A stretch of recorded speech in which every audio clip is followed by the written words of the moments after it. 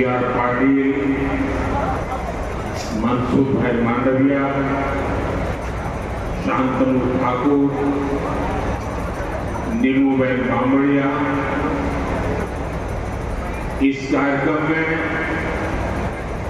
देश के 40 से ज्यादा स्थानों से जुड़े, सभी मेजर पोर्ट से जुड़े, अलग अलग राज्यों के मंत्रीगण, वरिष्ठ अधिकारीगण, अन्य महानुभाव और मेरे प्यारे भाई और बहनों, आप सभी का अभिनंदन।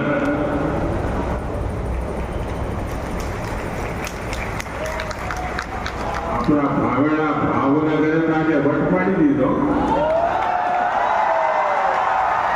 હા, હવે કરંટ આવ્યો।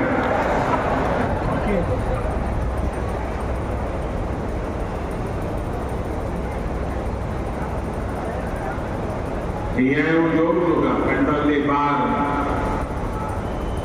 માનવ સમુદ્ર દેખાઈ ગયો। इतनी बड़ी संख्या में आप सब आशीर्वाद देने आए, मैं आपका बहुत बहुत आभारी हूं। साथियों, एक कार्यक्रम तो भावनगर में हो रहा है, लेकिन एक कार्यक्रम पूरे हिंदुस्तान का आज भावनगर निमित्त है। अब पूरे भारत में समुद्र से समृद्धि की ओर जाने की हमारी दिशा क्या है, उसके लिए आज इस महत्वपूर्ण कार्यक्रम का केंद्र भावनगर चुना गया। गुजरात के लोगों को, भावनगर के लोगों को बहुत बहुत बधाई। साथियों, अभी 17 सितंबर को आप सबने अपने नरेंद्र भाई को जो शुभकामनाएं भेजी हैं, देश और दुनिया से जो शुभकामनाएं मुझे मिली हैं, व्यक्तिगत तौर पर सबका धन्यवाद करना संभव नहीं है, लेकिन भारत के कोने कोने से और विश्व भर से ये जो प्यार मिला है, ये जो आशीर्वाद मिले हैं, ये मेरी बहुत बड़ी संपत्ति है, ये मेरी बहुत बड़ी ताकत है। और इसलिए सार्वजनिक रूप से मैं आज देश और दुनिया के सभी महानुभावों का हृदय से आभार व्यक्त करता हूं। यहाँ एक बेटी कोई चित्र बना करके ले आई है, वहाँ एक बेटा लेकर के आया है, जरा इसको कलेक्ट कर लीजिए भाई। इन बच्चों को मेरा बहुत बहुत आशीर्वाद। Thank you. जो लोग लाए हैं, मैं आपके प्यार के लिए मैं आपका आभारी हूं। आपने इतनी मेहनत की, धन्यवाद जी, धन्यवाद बेटा, थैंक यू लोग। साथियों, विश्वकर्मा जयंती से लेकर गांधी जयंती तक, यानी 17 सितंबर से 2 अक्टूबर तक पूरे देश में लाखों लोग सेवा पखवाड़ा मना रहे हैं। मुझे बताया गया है कि गुजरात में भी अभी तो 15 दिन का सेवा पखवाड़ा, लेकिन पिछले 2-3 दिनों में देश भर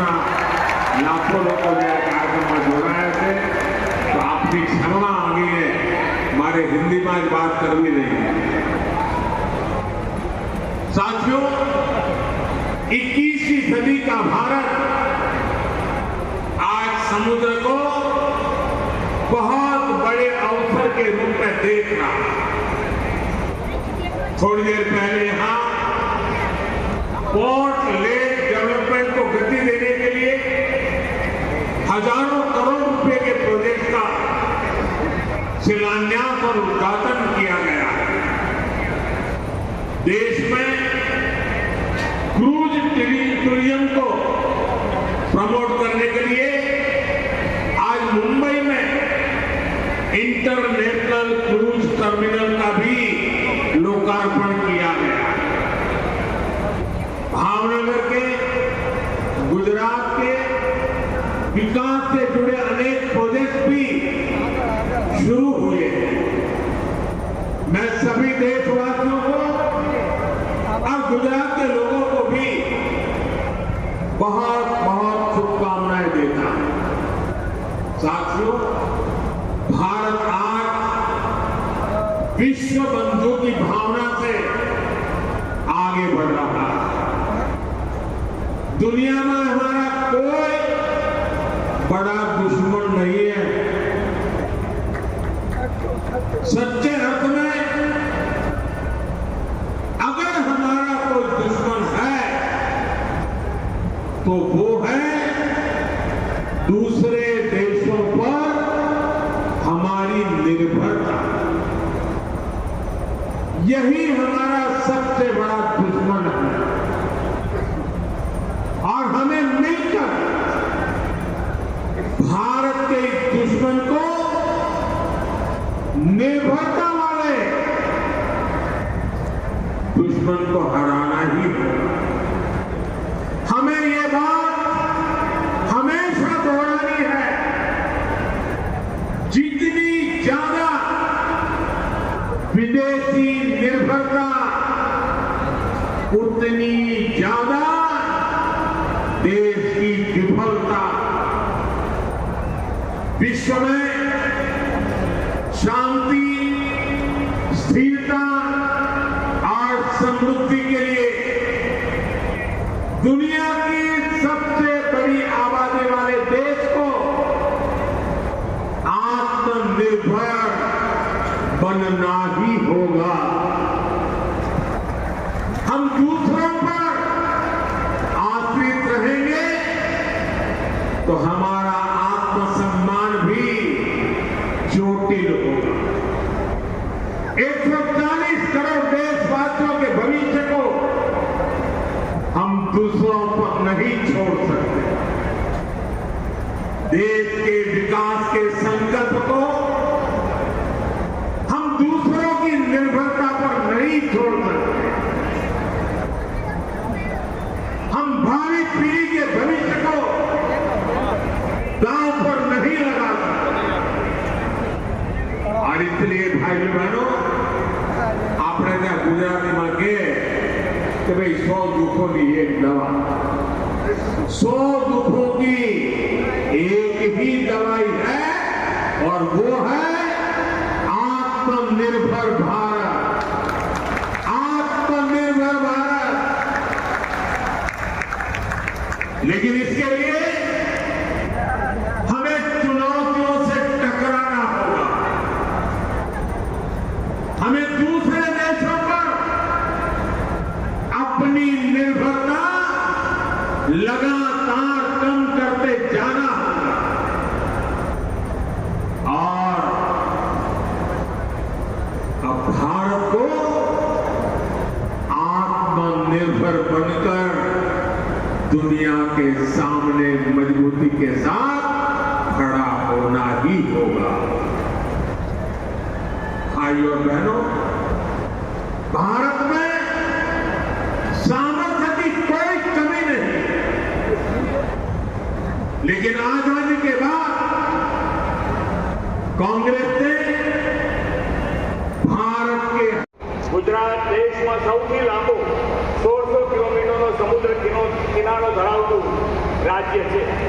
દ્વિભાષી મુંબઈ રાજ્યથી 1960માં ગુજરાત અલગ રાજ્ય બન્યું ત્યારે સૌના મનમાં એક મોટી શંકા હતી કે ગુજરાત પાસે કોઈ સંસાધનો કે રિસોર્સ તો છે નહીં, ધરાવતું આ રાજ્ય શું વિકાસ કરું એને સૌને લાગતું હતું. લોકોની આ શંકાઓ દાયકાઓ સુધી મોટા ભાગે સાચી પણ પડી. જો વિકાસ માટે આગવી સૂઝ ધરાવતું નેતૃત્વ મળે તો કોઈ રાજ્ય દેશના વિકાસનું રોલ મોડેલ બની શકે એ વાત ગુજરાતે 2001થી મોદી સાહેબની વિઝનરી લીડરશીપમાં પુરવાર કરી છે. સમય સાથે કદમ મિલાવીને વિકાસની ગતિ અપનાવી તેથી પુણેથી વિકાસમાં દરિયા કિનારાઓનો સદુપયોગ થવાની શરૂઆત થઈ. 21મી સદીમાં બદલાયેલા વૈશ્વિક પરિમાણો, આધુનિક વ્યાપારની તકો તેમજ અદ્યતન ટેકનોલોજીનો સમન્વય દરિયાઈ સંસ્કૃતિ સાથે કરવાનું વિઝન આદરણીય નરેન્દ્રભાઈ મોદી સાહેબે આપ્યું. તેમનું વિઝન એવું સ્પષ્ટ હતું કે ગુજરાત સ્ટ્રેટેજિકલી લોકેશનનો મહત્વ લાભ લઈને બંદરોની નજીકમાં જ વિવિધ ઉદ્યોગો સ્થાપવા, નવા ઉદ્યોગોનું ઉત્પાદન અને માર્કેટ સંબંધિત આયાત નિકાસની વિવિધ જરૂરિયાતો માટે કેપ્ટિવ સુવિધાઓ આપવી તેમજ મહત્તમ ખાનગી રોકાણની મદદથી રાજ્યના ઔદ્યોગિક અને બંદરીય માળખાનો વિકાસ કરવો. આ બધા સફળ પ્રયાસોથી રાજ્યની બંદરીય તકોની સદુપયોગ થયો અને साहस और प्रेरणा देने वाले देश के सभी वर्गों के अति प्रिय नेता, दुनिया के सबसे लोकप्रिय नेता प्रधानमंत्री नरेंद्र मोदी जी, गुजरात के मुख्यमंत्री भूपेंद्र पटेल जी, केंद्रीय मंत्री डॉक्टर मनसुख भाई मंडविया जी, माननीय सी.आर. पटेल जी,